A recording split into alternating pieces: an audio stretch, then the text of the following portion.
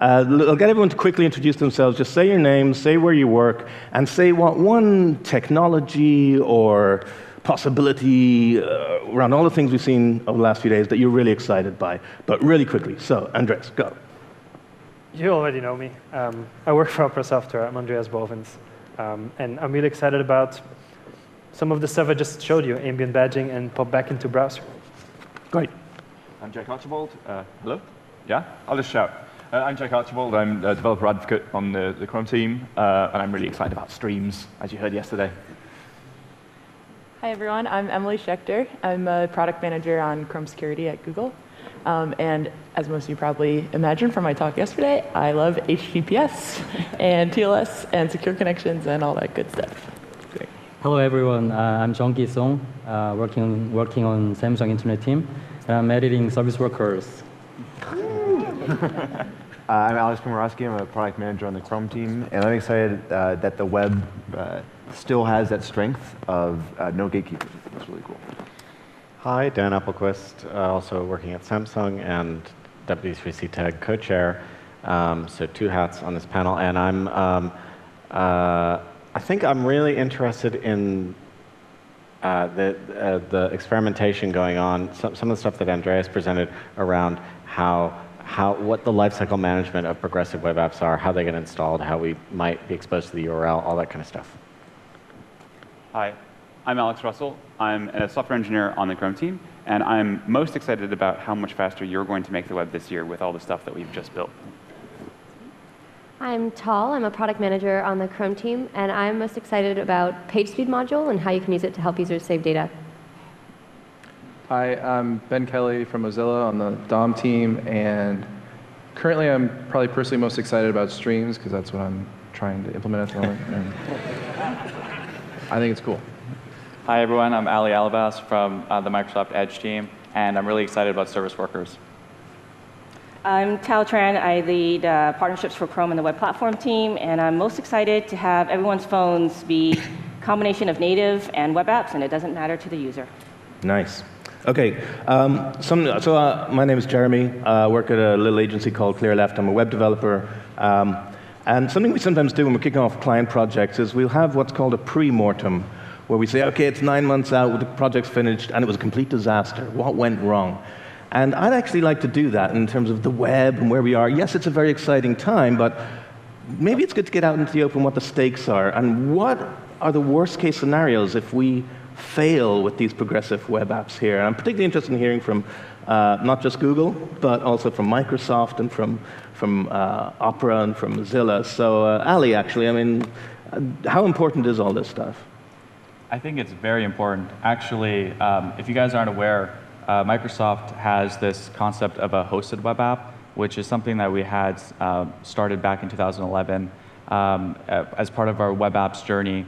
And just recently, we have this thing called a hosted web app, which is basically just a manifest that you can publish to the store, which points to a URL, and then you can basically run your app inside of Windows, whether that's the phone or an actual desktop, and it runs it in its own contained state.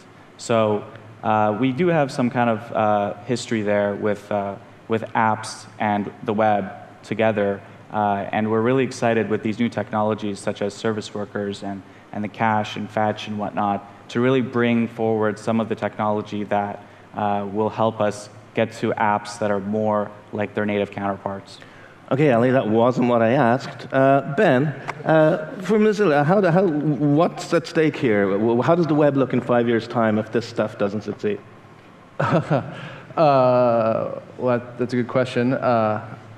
I don't have a crystal ball, but I mean, I think all the data is suggesting, right, more and more people are using mobile to start, and I think, as Alex's point out, a lot of people are spending the majority of their time in native apps. So creating a more compelling capability on the web for people to build useful sites that people want to spend time in is really important, because there has to be a real value there for people to use the web on the mobile. And if we don't build that value for people and allow it and allow people to get locked into the silos again, I think we lose a lot of the value of the open web in terms of being able to share information freely, being able to not just consume the information, be able to share it freely, and have an open marketplace where new ideas can come in, not just in content, but also from browsers and whatnot. Well, in the case of Microsoft and Google and Apple, they got backups because not betting on the web. Andreas, Opera is pretty much all in on the web, right? It's all you do.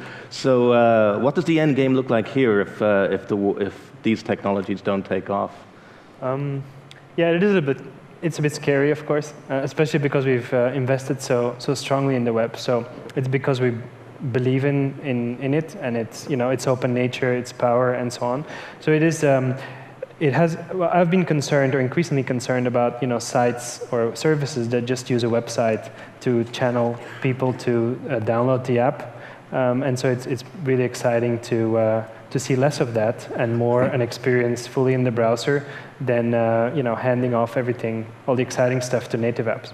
So yeah, it wouldn't look so pretty, I think, if mobile was completely dominated by native app frameworks and formats. So, and Daniel and Youngkey, in your case, I mean, Samsung, you own the device. Why do you need to bet on the web? Because native works for you guys. Actually, well, web ecosystem is really important to Samsung as well, because we have all the devices deployed out there, and we made our own browser, and also it's a new ecosystem to us, added to those Android and Tizen ecosystems. So we see our opportunities there together with you. So it's the reason why I'm here to just say that it's not only Google, but we are here together as a team web. Yep, team web, I love that. Yeah. Right. Alex, everything's going to be fine, isn't it? I mean, 5 years out, if this stuff doesn't take off. I'd like to sort of flip the question. I know you're going to. I was going to flip the question later. So we start with the dystopia, then we go to the utopia. Oh, okay. Well, then I'll wait. But so, okay, what are the stakes? My belief is that large, stable platforms don't actually die. They just sort of pass quietly into the night. And so the web could do that. That could be a thing that happens. And more of the experiences that you want to spend your time in just aren't available there, especially as you switch form factors. Form factor switches tend to exacerbate those existing tensions.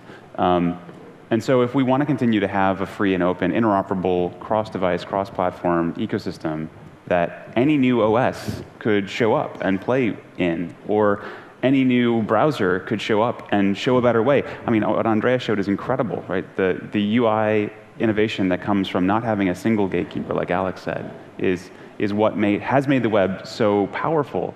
And if the platform can't support the experiences people want to build, that momentum will slow. Okay.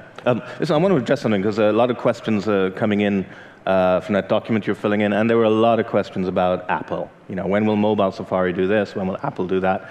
There's no point in me asking those questions to any of the people up here, because they don't work for Apple. I guess it is a big elephant in the room. They were invited, but they're not here. They generally don't tend to come to any events like this. But some people might think, well, even if mobile Safari doesn't support service workers, that's okay, because I can install Chrome on iOS, and I can install Firefox on iOS, and I can install Opera on iOS. Would anybody from those companies like to explain exactly what those browsers on iOS are? Just clarify. I can. Ben, Andreas? Sure. I believe the store, the iOS store has a contractual constraint that they don't allow the execution of JavaScript or downloaded content that hasn't gone through the review, executed code that hasn't gone through the review. So you can't put up a generic browser that downloads JavaScript from the web and run it. And their explanation for this is to prevent malware. They don't want people to.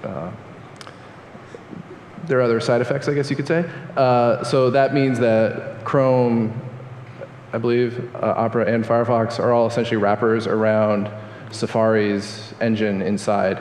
And there's different ways of doing that, which I'm not an expert on, but and we try to add value at the product layer and at the network interface layer. You can do some things by intercepting the network requests. But it's not the same Gecko engine or Blink engine running there. So, okay, so there you have it. So but you cannot install any other browser, basically, other than Safari onto iOS, right? Oh yeah, Opera Mini is using also the web UI view, I believe. But there is a mode where you can switch to server-side press-to rendering. But then, the engine lives on the server, not really on the client. Right. And even if you can, it won't support service workers either, because that's sort of a different, it needs to live on the client. So it's kind of a yes, but actually not really type of thing. But nonetheless, so let's say on Android, where I genuinely do have a real Opera mobile installed and a real Firefox for Android installed, and if it's a Samsung device, then I've got Samsung browser installed as well as Chrome. All right, so maybe I'm trying different browsers. Let's say I visit a website that is a progressive web app in Opera, and I add it to my home screen, or maybe I visit something in Firefox and add it to my home screen. Now, each time I open one of those things I've saved to my home screen, am I opening the browser again? Or if my preferred browser is, let's say, Chrome, do they open in Chrome? How does this work? It's the first one.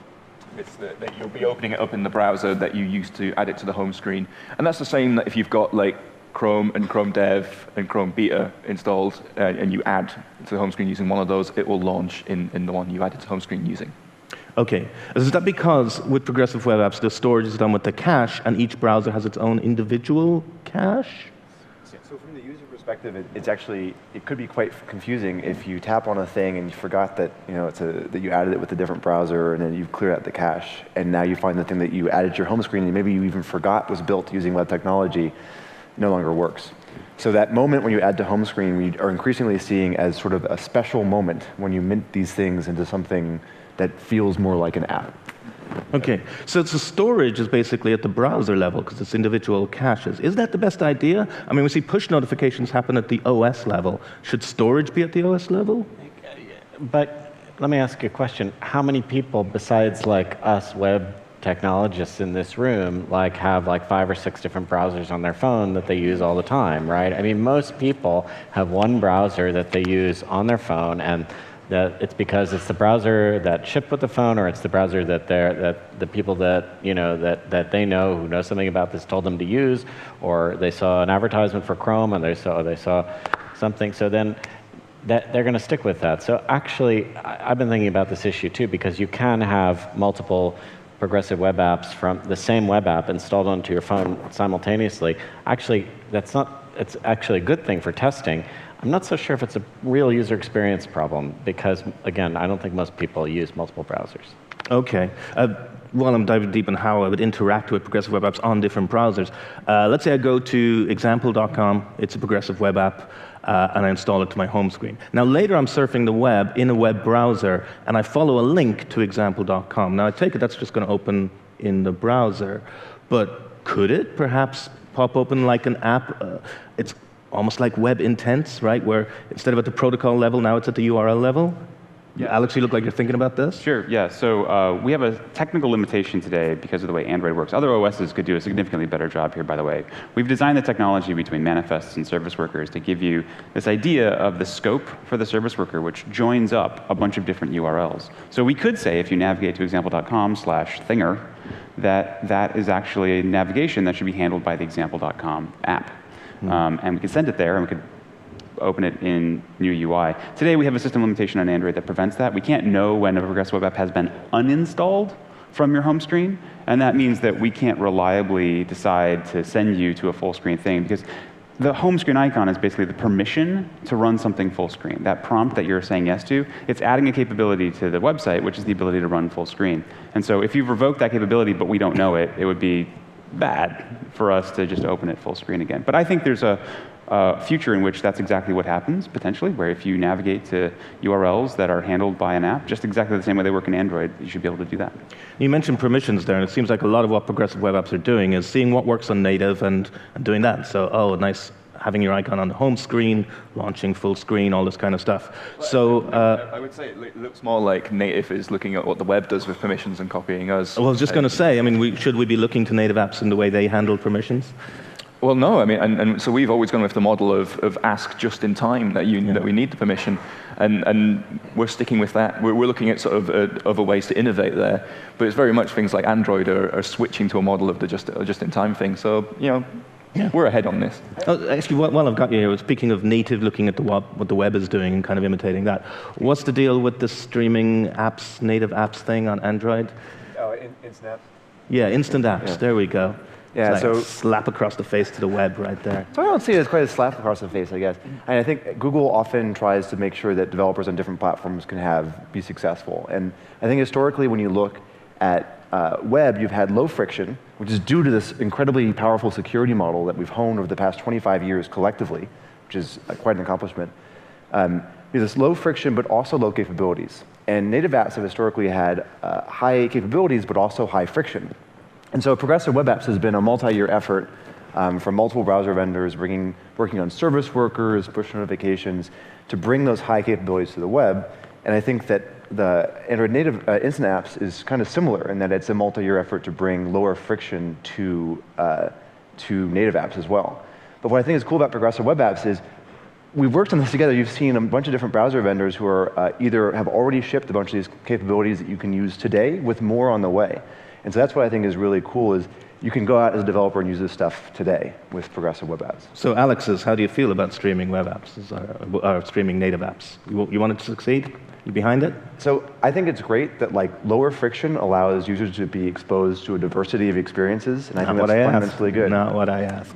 So I think it's good that native apps are also learning from some of the things that web has done well. Just like I think it's great that the web has learned about some things that like robust offline push notifications and other things that we learned kind of from native. I think that's great. I think it's interesting because last time we were on a panel together, it was in Brighton, and it was kind of at the time where some people were sort of saying, should the web stop adding features for some amount of time? Should it stop developing? And the case I made then is like, no, we should look at the things that are successful on native, and we should take those because do you know what? They're coming for us. They're going to do the same. And this is part of that. They're coming for our best features, so we should go for theirs as well. But this is the kind of dystopian 5-year outlook I was looking for, Jake. Great stuff. But I wonder if the question isn't like what we think about and whether we want it to be successful. I think at the end of the day, it's about developer success, right? And so making sure that developers have access. If you believe that your business is going to do much better on native, then I think we want you to be successful there. And if you think your business is going to do better on the web, we want you to be successful there as well, right? So I think for us, it's really about making sure that people, like developers like yourselves, have the best tools across both platforms. Yeah, it's funny. The first day we had great talks from you and Alex talking about comparing numbers between native and web, and there were some great numbers in there, like the average number of apps installed per month or added to a home screen, and native apps is 0. Well, if that's the case, why are we chasing after the home screen? How will we know we've succeeded if people install an average of 0 web apps to their home screen? Because then we've achieved parity with native. Well, so for me, one thing that's important with this is with native apps today, there's this all or nothing choice. I haven't met this thing before. I don't know what it's going to do for me, and I have to decide, do I want to add this to my home screen? Well, not anymore with streaming native apps, right? Well, I think that's the direction they're trying to get to some extent as well. But that's why I think with Progressive Web Apps, it builds on that progressiveness. That's one of the reasons progressive is in the name, is that as a user, you go to it, as you use it, as you build a relationship with it, you can progressively build a better experience with push notifications, home screen, and all the rest. And that you've spent time with this thing, so you feel more comfortable giving it more permission to do extra things for you. It's not a cold call, right? Yeah. It's not a cold call. You're not saying, "Hey, would you like my app?" It's more like, "You like this? Do you want to keep it?" And if you don't want to, if it's something that you're only gonna, if it's an airline that you're only gonna ever use once, right? Or you don't think you're gonna fly them again, you're probably not gonna put them on your home screen. You're just gonna use it from the browser, and that should be fine. And the whole application should work fine within the browser, within a regular tab. Then you find out next year, oh, actually, I'm gonna be traveling a lot to Riga. I better. Put this on my home screen. Okay, at that point you can make that decision, right? It's like it's up to the user, and I think that's an important aspect. Yeah. The data usage is a huge thing that we hear over and over and over again, even from users in wealthy Western countries. Yeah, the storage constraints that devices have, ignoring even the data cost or the fact that you need connectivity to install it in the first place, just create a huge difference in the accessibility of even trying something out for the first time. And so I think we do need to both go in each direction, but each has something that it's geared towards. So if you're building an experience that is really targeting users who are just coming online, a native app might not be the right choice, and a web app is probably the right choice to remove some of those barriers, but there are other situations where it might be the reverse. And the user shouldn't have to pay the price.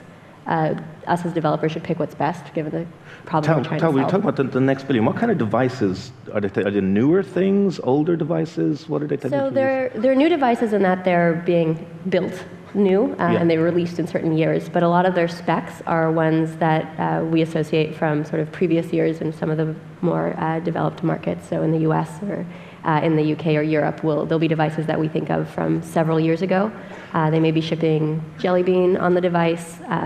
Device size might be a lot smaller, amount of storage space and RAM will be a lot smaller. People rely a lot more on SD cards, which means they can also remove it and hand it to someone else. And so how people are actually interacting with data and storage constraints just varies pretty drastically as a result. So I guess, the responsibility is on us to be responsible with storage. And I brings up something, Alex, in your talk yesterday, you were showing the AMP demo there with the Washington Post, and you click through, and there's the Washington Post AMP thing, and it was able to install the service worker with that custom element. But I was looking at the URL bar, and that wasn't the Washington Post. It was on the CDN from AMP. So I talked to Paul Back, he explained it's an iframe, and using an iframe, you can install a service worker from somewhere else. Emily, that seems to violate the principle of least surprise to me, right? I thought the whole idea with service workers was it can only, same origin. And I realized iframes kind of are just a browser window, but we could abuse this pretty badly, right? And fill up a device with 20 service workers when you've only visited one web page with 20 iframes. So service workers require HTTPS, and I explained some of the reasoning behind this yesterday. It's absolutely one of the reasons is because service workers sit between the browser and the network, right? And so that means that any person on the network could be managing the requests that are sent back and forth. And that's actually why we require HTTPS. But is the iframe thing a bit of a loophole there about the same origin, in that I feel like I'm visiting one URL, and yet it's installing service worker or service workers for another URL. So one of the things about this is actually, if you embed an iframe today in another page, and it might store stuff in IndexedDB, you can do the same. You have the same kind of behavior. And so actually, one thing to clarify is that service worker is using the same storage that the website would have been using other technologies, IndexedDB, the cache, others. And the browser reserves the right to evict those under certain conditions. And so it's similar, actually, in practice to what's been possible to date. That specific demo, the AMP install service worker element on the CDN hosted version of that document, that element is a little canny. It looks to see if the canonical URL in that document is the target URL that you're trying to install for. So it won't let you install them willy-nilly. It has to be the same document there. So that's built into AMP install service worker. But I could put on my website a bunch of iframes that load other websites I happen to have built. Absolutely, and this is actually part of the web's second most powerful feature. The first one is URLs, of course, but we do runtime composition like no other platform ever has or ever can in a safe and trustworthy way. We are, only because of the safety that Alex mentioned earlier, because we've actually honed the security model where we are relatively good compared to other platforms about user privacy and security. That's the only reason we can do anything across origins or with mashups. Yes, but that's the status quo, and it's also an incredible power that we've got and nobody else can get. So that storage demo that we saw earlier, storage abuser thing, that is using iframes. It's not using service worker. It's just iframes and IndexedDB and everything. So it's not a new problem. That's iframes. I just wanted to point out also that there's room for browsers to add some features here, like you can go and turn off cookies in third-party iframes. It's very similar to that. And currently in Firefox, if you turn off third-party cookies and iframes, we don't allow service workers in those iframes either, or IndexedDB or any other storage. Nice. And so I might be wrong, but I think Safari has that turned on by default. It'll be interesting if and when they implement, if they make a similar decision. And speaking of the things that browsers can do differently, we're all familiar with the Chrome algorithm, I guess, for adding to home screen, right? It's got to have HTTPS, got to have a service worker, you've got to interact with it a couple of times. Andreas, is it pretty much the same for Opera, or tweaking it? The install banner, you mean? Yeah. For now, it's the same. It's the same? We've implemented Okay. the same logic simply for consistency, but we could tweak it. It's like there's other, could be other conditions, but it seemed pretty reasonable. And currently Firefox doesn't have any automatic. We're still looking into it. Like the experiment that was run was very, if you visit it 5 times in a period of time, we would show it. But I think we need to have a designer look at what's right there. I am a little bit cautious just because this is a heuristic that's not spec'd. Almost, I think it's on purpose to allow some innovation here. And at the same time, we do see some convergence on a single heuristic so far. And the feedback I've gotten from developers is they care a lot about it. So they're trying to meet that heuristic. And so it concerns me a little bit that it's not spec'd. Ali, is Microsoft going to have an automatic banner pop up? Yeah, we're looking at a few options. We're still in our planning phase for this specifically, but we want to be as we want to not be as restrictive as we can. So, for example, if you have a responsive application, you have a web manifest, we think that's enough for you to declare that you're an application. We've also talked a little bit about, in that post that Jacob Rossi had about the progress of web apps, how we're looking at maybe leveraging Bing to crawl the web to find any manifests that we want to ingest as apps into the store. So that experience would actually allow you to install with the store onto your machine. And the other thing the browsers can do differently is, Andreas, what you showed us there with the ambient badging. Yeah. It's like, great, shots fired. Opera's taking the lead here. Beat that, other browser vendors. Any plans? Any ideas? Want to share this with the rest of the class? Well, first of all, I wanted to answer your previous question about the heuristic, because actually Samsung browser have more like what Ali was talking about. It's just purely needing the manifest file. So you're saying HTTPS is not a requirement? HTTPS is a requirement. Oh, okay. Just want to clarify that. Yeah. No? It's actually it's not a requirement because it doesn't really require service workers yet. But there's a history. Like we shipped W3C manifest in our 3.0. And we shipped service workers in 4.0. So by that time, we shipped W3C manifest. We just wanted to deploy it, and we found it that some of the content providers in Korea actually use it as a like a hosted web app, and that's why we actually started from there. So we are still experimenting what would be the actually better user experience, also distributing this progressive web apps in a better way. So we are still just working on it. Emily, I take it that the progressive web app at the home screen is a nice carrot for you to dangle in front of people and say, this is a reason for moving to HTTPS? Sure, you could say that. I think there's a lot of different reasons why we want people to move to HTTPS. Do you tend to prefer carrots or sticks? Do you like to threaten people that they should move to HTTPS or entice them to move to HTTPS? I think both could be useful in certain situations. But I think we like to think of HTTPS as actually one of the things that enables the web to be so open and so low friction. And so it's actually a very positive thing. Okay. So on the ambient badging, if anybody's got any other ideas, just shout them out. I just want to say, I think it's awesome to see what Opera's doing here, and I think it's going to be really interesting to see what other browsers do, because it's not 100% clear what this should look like, and that's one of the awesome things about having multiple independent implementations that are trying out different UIs and seeing what works best in practice. So I think another thing I want to emphasize is that we've heard a lot of developer feedback from a lot of folks, and that's led to us changing some of our heuristics right now. And one thing that we've seen again and again is there are some use cases where the very first visit, as a user, I want to add this to my home screen, and you want some way, some affordance to do that, or know that it's a special thing.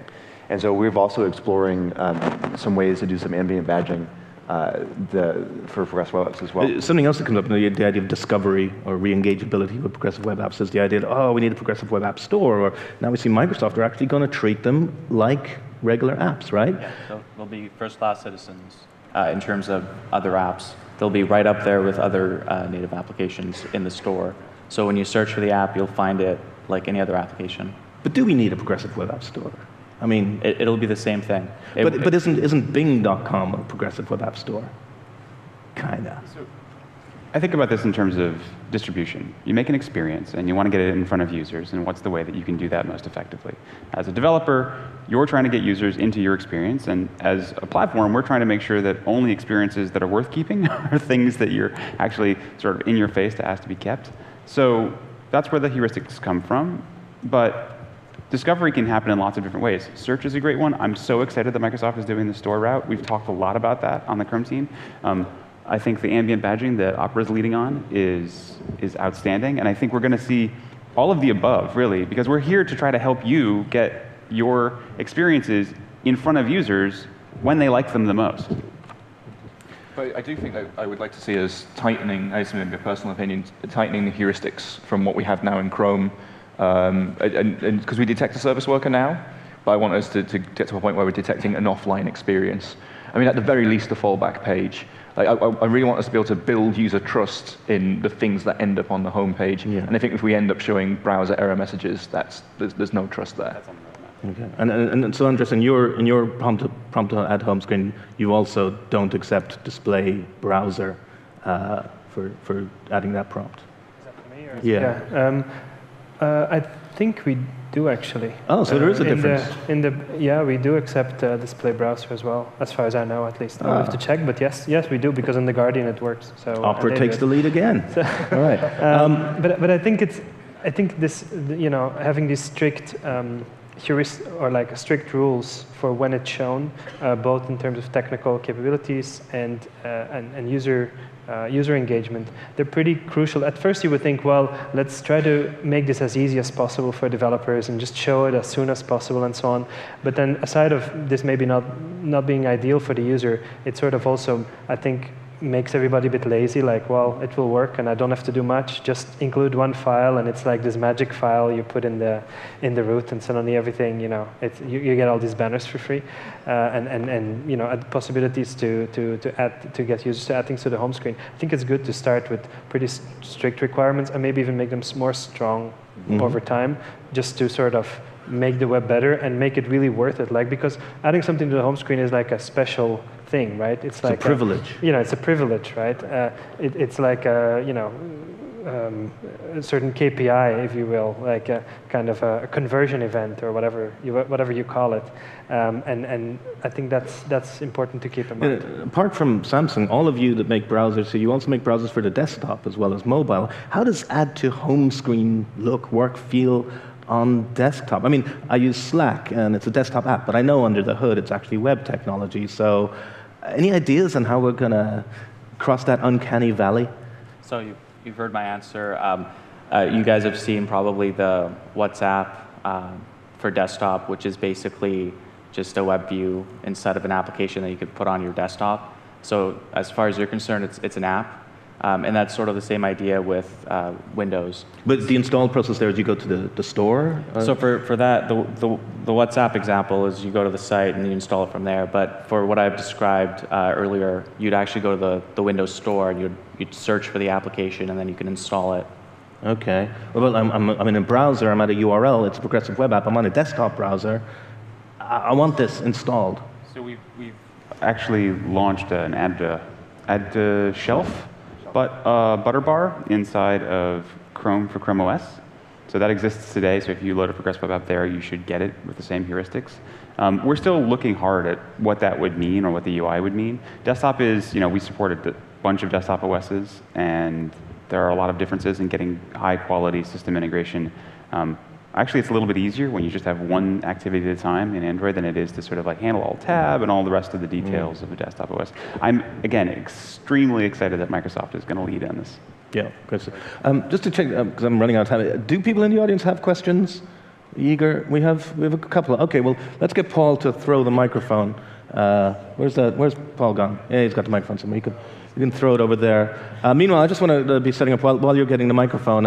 Yesterday, we're hearing from Matt a lot of disdain for documents and a lot of excitement for apps. And we've been talking about progressive web apps. I wondered if anybody here could tell me what an app is. Anyone. As opposed to, the rest of the web.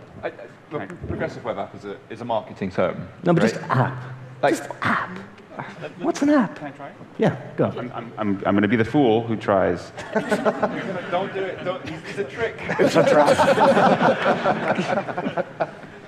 It's not an app on Android because it's made with Java. It's not an app on Android because it's made with C++. It's not an app on Android because you distribute it one way or the other, sideload and APK. It's an app because the overall user experience is set by the OS about what is a first-class citizen and what isn't. And so being an app is simply meeting the user's expectations of all of the other things that the OS has given privilege to, and all the other affordances that you're integrated into. And that's what an app is. Is that what you're seeing, Tao, when you know, looking at native, looking at web? Do people generally think, like, it doesn't matter, it's just an app? I don't know, at this point, I mean, I will come from a non-technical perspective on this. I mean, when I think about an app, it's just, people just think a better user experience on mobile. I mean, and that's, you know, so we often describe progressive web apps as like these app-like experiences. So, and so people better. think about it. It's like just a more better. like native access to probably the OS, access to the device, being able to actually feel like a rich, fuller experience. So I think about it in terms of what the user is able to experience, and less so about kind of the distinctions in terms of technical specs and stuff. So is it an app when it's still in the browser? I haven't added it to my home screen yet. Is it an app?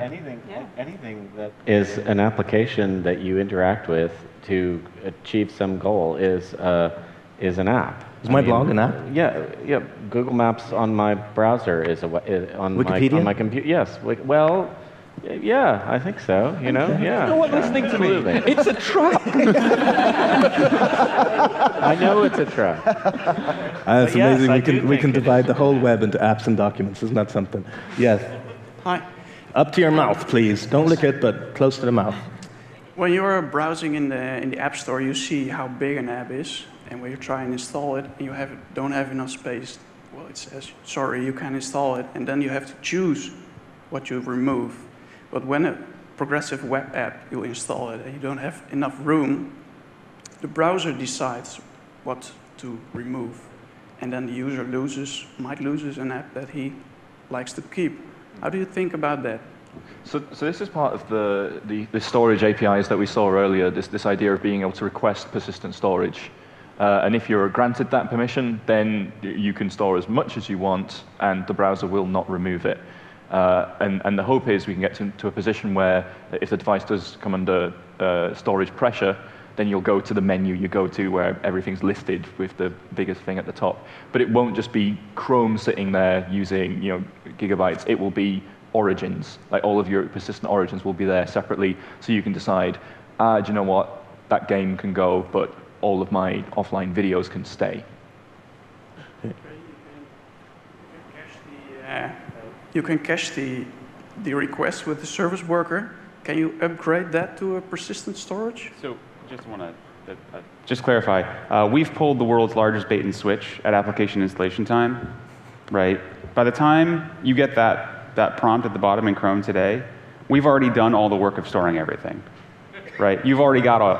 That's the best part, right? You're already using the thing. The question isn't do you want to install it? It's do you want to keep the thing you've already got, right? We're doing the upsell. We're not like trying to get you into the car in the first place. It's like, do you want leather seats? There was somebody else had a question right behind you. I think, okay, just throw the microphone back there. It won't hurt. And I think it might have to be the last question because run over. Yeah. Hello. I have a question. It's too loud. No. I have a question related to the future of native apps. So some years back, everybody wanted to have an app because it was the app boom. So everybody invested money, developers invested time learning new stuff. And now we see with progressive apps that we are moving towards a different paradigm.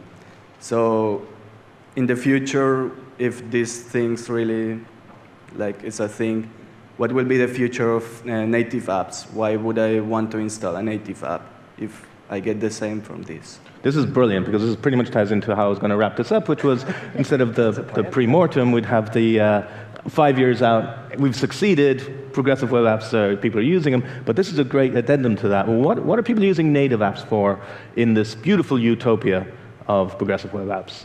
Who wants to talk about this future? I'd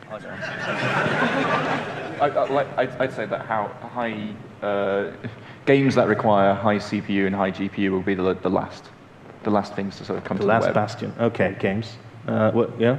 Well, in 2006, I posted a vision of kind of a future of web on a future of mobile, basically. And because I saw that a lot of people were starting to, this is pre-iPhone, a lot of people were starting to download internet-connected apps for photo sharing and all this kind of stuff.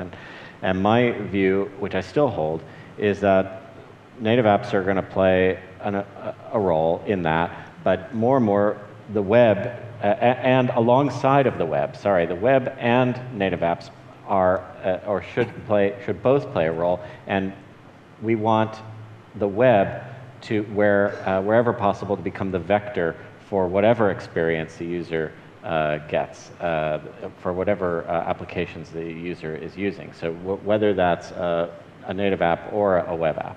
So I think that's the future that I see, because I think that we're never going to do away with native apps, and nor should we really seek to do that. But I think that if we make the web as good a platform as it can be, then we're going to make everybody's lives easier, including users and developers. And Ali, you have a vision? I think we shouldn't think of this as a competition. I think it's more about providing options for developers. So whether you're a web developer or you're a C++ developer, you have options. Okay, Tal, paint me a picture. 5 years out for the next billion, how does life look? Well, I think there's always going to be a next billion, at least given our population growth around the world at this point. So there will probably be a new next billion. Hopefully the billion we're currently thinking about will be online, and ideally, if we do everything we've talked about here, able to access really great experiences even under the conditions they're in. But I do think we'll see probably devices that we think are top of the line today that might not be considered top of the line in 3-5 years. And while we're seeing a lot of improvement in network connectivity around the world, and I know there's a lot of ambitious goals in making that the case globally, there will still be people who are coming online for the first time and don't necessarily have the context that we all have with the internet, and have their different context. Who knows what form factor it will realistically be? You know, maybe it's going to be like, I don't know, some crazy thing you wear on your toe. Who knows? But there'll be people who have never interacted with anything. So as soon as we're sort of looking at these transitions, there's always going to be a next billion. I don't think it'll be solved. And we're going to be needing to adapt. And I think the biggest takeaway is just think about people who come from a context different than your own, and figure out what that context means for how you can make sure that the problem you're trying to solve can be solved for them as well. Brilliant. Okay, I'm going to wrap it up, and I want to thank all the panelists. I want to thank Paul Kinlan, actually, for asking me to moderate this, because I thought that was pretty brave of him. But ladies and gentlemen, we're having a lunch break next, but please give it up for all these panelists. Thank you.